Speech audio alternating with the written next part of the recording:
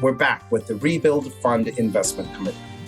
This idea came across during the last couple of years of COVID when we realized so many small organizations across the country, many of them run by proximate leaders in vulnerable communities, are not getting the aid and support that they need.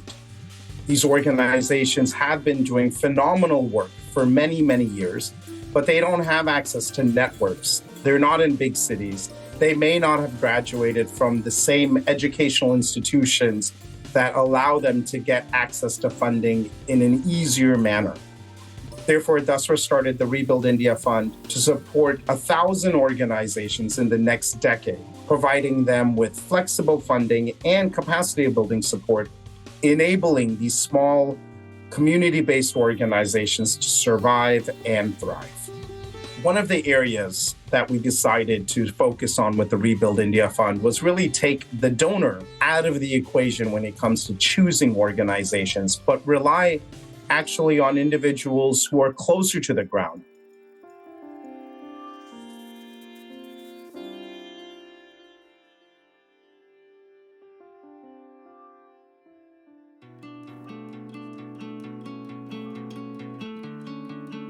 So with the goal of having NGOs choose other NGOs for funding, we're very, very excited to present the investment committee of the Rebuild India Fund, comprising of 5 phenomenal NGO leaders who've really given their life towards the sector. While the previous conversation we had was before the investment committee meeting, we decided that we would speak to the group post their decision-making to give us feedback on what can be improved, changed, and what they appreciated about this process.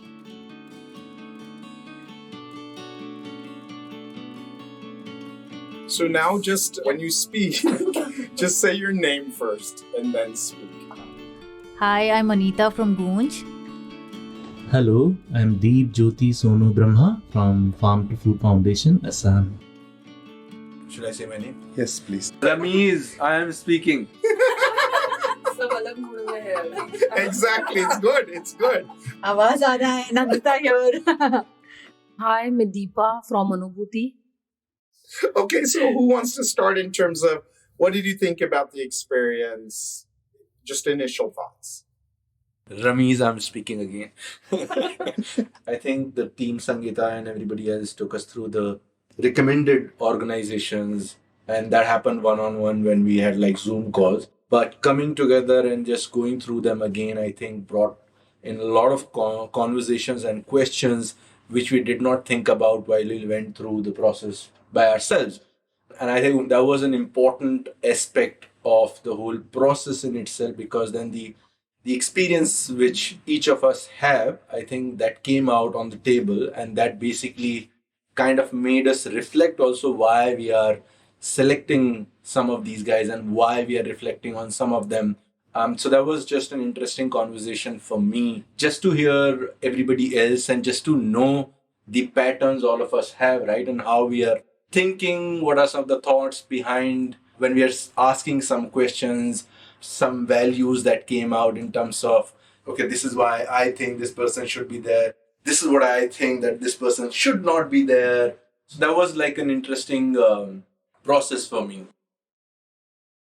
मैं बाद में भी जोड़ूंगी अगर कुछ याद आता है तो मुझे ये प्रोसेस के अंदर ये लगा कि जूम कॉल थोड़ा बहुत लिमिटेड होता है, इन पर्सन मिलना बहुत ज़्यादा ज़रूरी है, क्योंकि ये सेम कॉल जब जूम पे हुआ था तब जो थोड़े बहुत ऑकवर्डनेस है वो ऑनलाइन डिस्कस करना लिमिटेड लगता है. तो मुझे लगता है कि बहुत ही इम्पोर्टेंट ये मीट रहा, इन पर्सन हम सबका मिलना, जहाँ पे कई बार सेम आइडियोलॉजी होते हुए भी उसके जो इंटरसेक्शंस हम डिस्कस करते हैं वो बहुत ज़्यादा ज़रूरी है.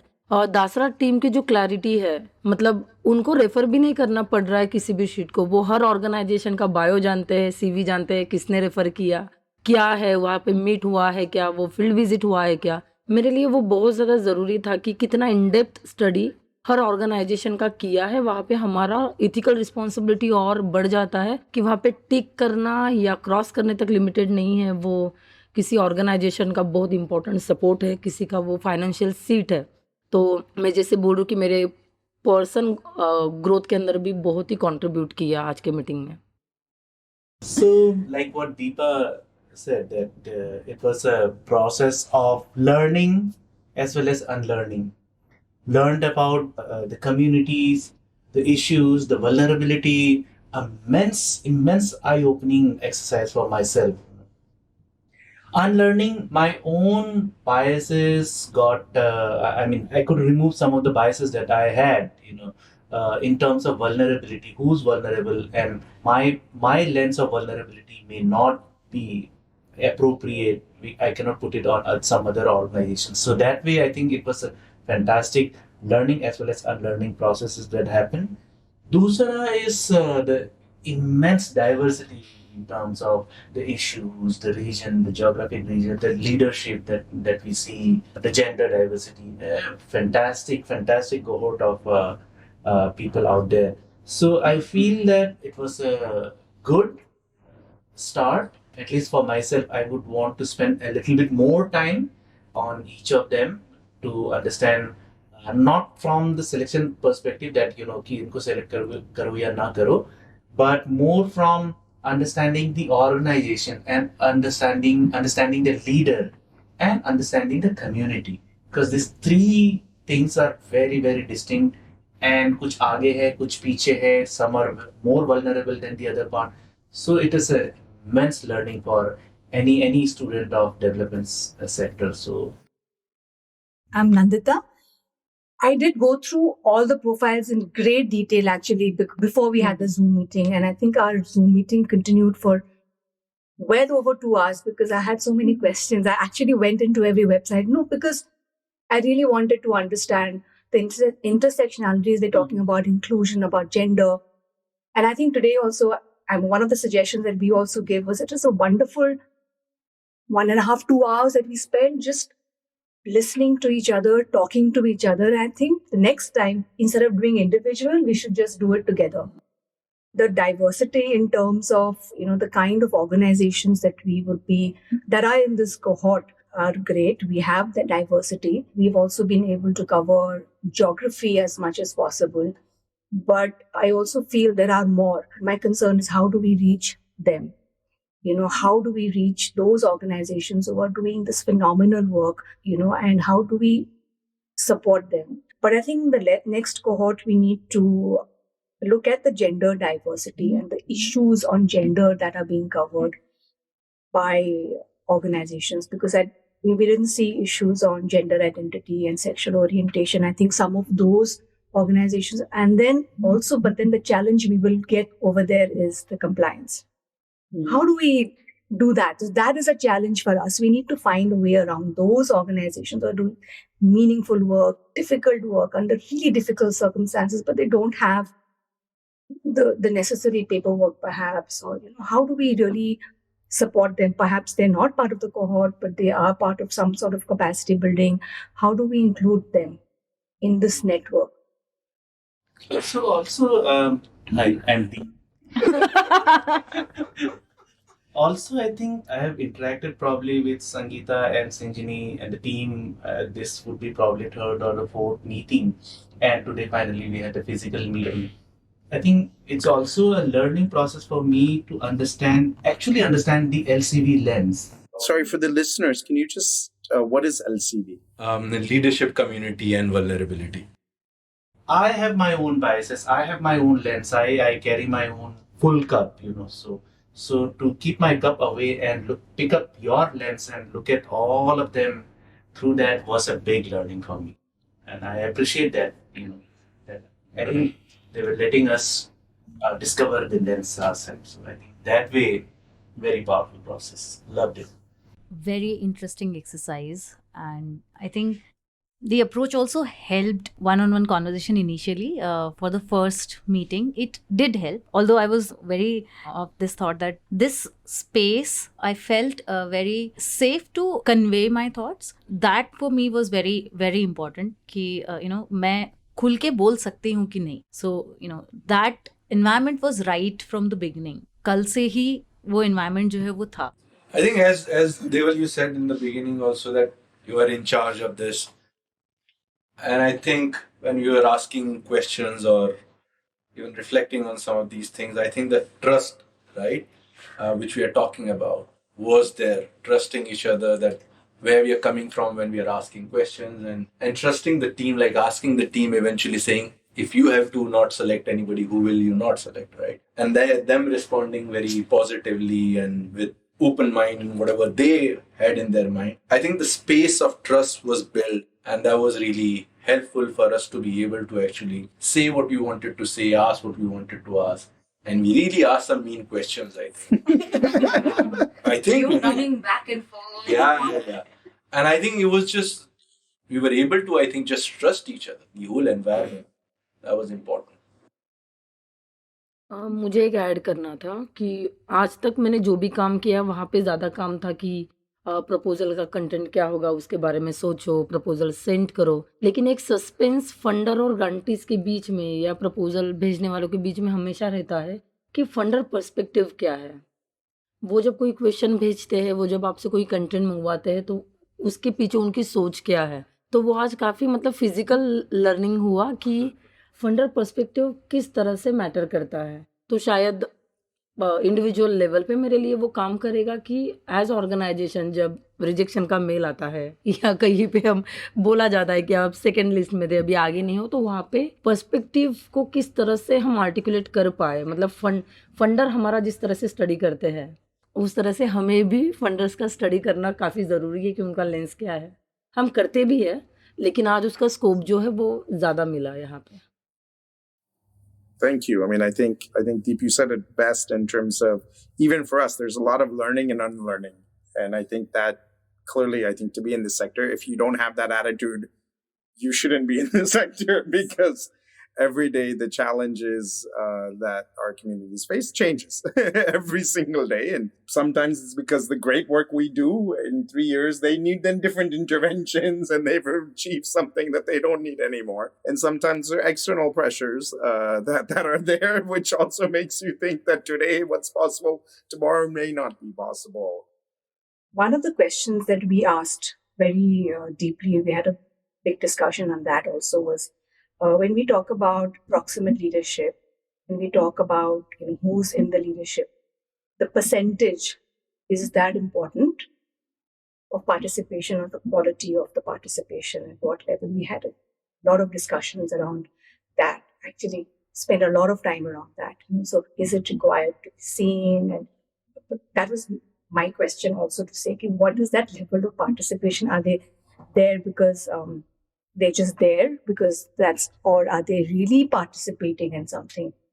And I think that is one of the, how is that organization putting power back into the hands of the communities they're working for? So I was looking at that. Some of the conversations that we had, first we had started off like, कि community vulnerable है कि नहीं, what is the vulnerability index, this and that, issue क्या है, who's the leader. But slowly through our conversations about these two organizations, we also realized one of the aspects that at least I was missing out was the vulnerability of the organization itself. No, we say that the issue is vulnerable, the community is vulnerable, but what about the organization? अगर ये पैसा अभी नहीं मिलेगा तो it won't survive at all. So it's now and right now. और अभी nourishment नहीं मिलेगा तो future नहीं है उसका. So I think also to bring back the lens into abhi present, right now क्या nourishment मिल रहा है इनको, that's very, very important to help them stand up, to help them sit up and then open their eyes. I think that way, I think all of us agreed and we said, these are a couple of organizations that needs to be there, whether you have the proximate leadership or not, but चाहिए support. मुझे ऐसा लगता है कि जब हम organisation के साथ थॉट जर्नी कर रहे थे, तो मेरी तो खुद के साथ भी जर्नी शुरू थी कि मैं कहूँगी बायसेस नहीं है, लेकिन कुछ अनुभव है कि कुछ संस्थाओं में काम किया है, तब कुछ पेजेस जो है वो मेरे सामने भी आ रहे थे कि ओके, ये ऑर्गेनाइजेशन के पास रिसोर्सेस है, लीडरशिप ग्राउंड की नहीं है। तो मेरे एक्सपीरियंसेस जो है वो मुझे डिसीजन के लिए जो है वो सपोर्ट कर रहे थे या बायस्ड कर रहे थे, जहाँ पे मुझे लग रहा था कि ये शायद नहीं कर पाएंगे क्योंकि लीडरशिप उनकी नहीं है, तो वो सवाल उस तरह से नहीं समझ पाएंगे। जिसकी लीडरशिप है, अनुभव जिसके है, वो सवाल बहुत बेहतर समझ पाते हैं। फिर मैं अपने आप को बार बार बोल रही थी कि दोनों थ्योरी है यहाँ पे इक्विटी भी मैटर करेगा और इक्वालिटी भी मैटर करेगा। कुछ ऐसे पेजेस होंगे जहाँ पे सबको मिलने का अधिकार है और कहीं पे होगा कि आपको पॉजिटिव अफर्मेटिव एक्शन लेना होगा, जहाँ पे आपने कम्युनिटी लीडरशिप को सबसे प्रायोरिटी रखा है। और उसके बाद जो बचे हुए लोग हैं वहाँ पे भी फिर हम देख रहे हैं कि कौन से आयामों में वो मार्जिनलाइज है, और बस ये ना हो कि लीडरशिप अलग तरह से आती है इसलिए हम उनको निगलेक्ट करें या इग्नोर करें। For us, I think for us to be able to say, like, this is the best organization, this is my favorite organization, that would be a little unfair. I think all of them are great and they all have each one of them is unique in what they're doing, their approach. So I think we have a wonderful cohort. There is no best. We have got, I think they all are really unique and they really, really, like you said, the organization is wonderful because of the kind of work they are doing and the approach and methodology that they are using, where they are placed, who they are working with. All of that also adds to the wonderful. And some of the organizations we selected was because the community that they're working with cannot be reached. Okay, so there is this organization who is reaching that community. Will this fund, will this give that organization an opportunity to grow and develop and work in the manner that is, different to what they're doing, but it is also for that community. So we used a couple of lenses when we were going through that list. The organizations that were selected came from a pool of organizations whom we funded last year. And I only say that is because last year when we were doing the funding, some of these elements were not there. On one hand, it was good because it was a much broader pool. But on the other, Nandita, as you were saying, there definitely are gaps with certain vulnerabilities and the groups that were selected because that wasn't the criteria last year when all of the COVID was happening. But as we go forward, I think, which vulnerability have we not focused on? As we go forward, for example, I think we already have 120 organizations that have been recommended by networks with the given focus of vulnerability. And so I think as we go forward, you'll see a greater sort of sense of that.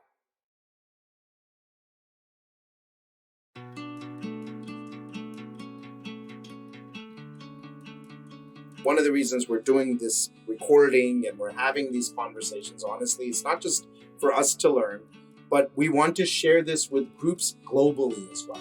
And that's why these conversations are good, because hopefully in a country in Africa or Latin America or even in India, another organization does the same thing and they can learn from our learnings and mistakes and then not start from ground zero, but then start at the other ground. And so that's why I think we're being a little bit more diligent in having these conversations, recording them, things we've never done honestly before.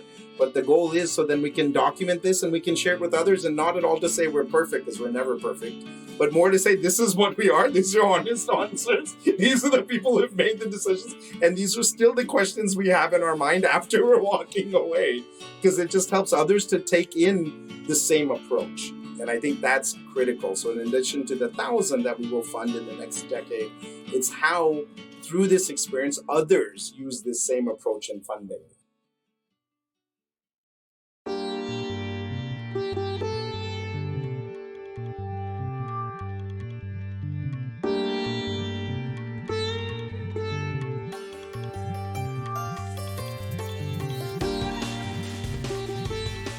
To know more about the Rebuild India Fund, please go to rebuildindiafund.org or dasra.org.